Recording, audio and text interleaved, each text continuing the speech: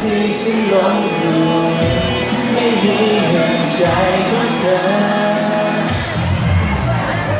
ฝันคงจบ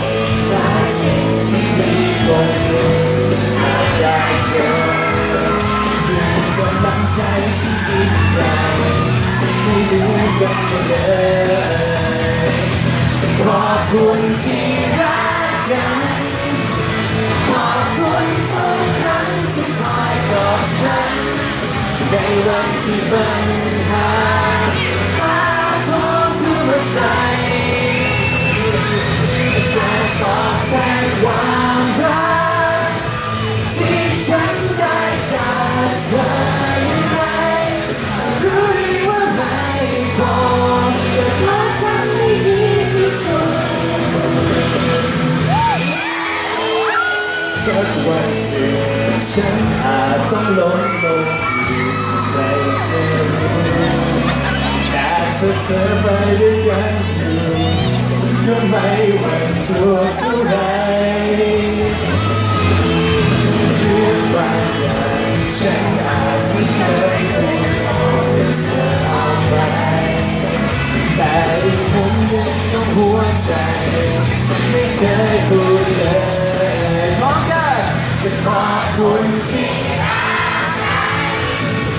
ขอบคุณทุกครั้งที่คอยกอดกันในวันที่ปัญหา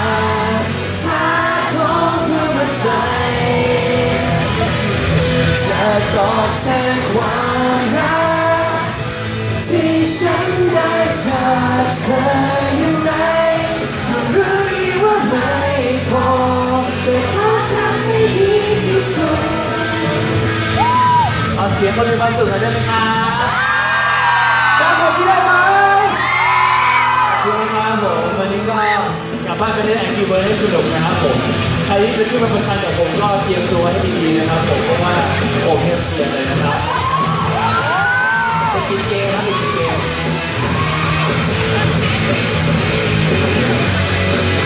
พร้อมกันขอบคุณที่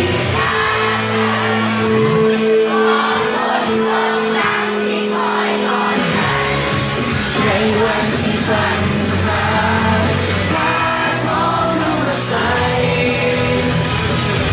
จะตอบแทนความรัก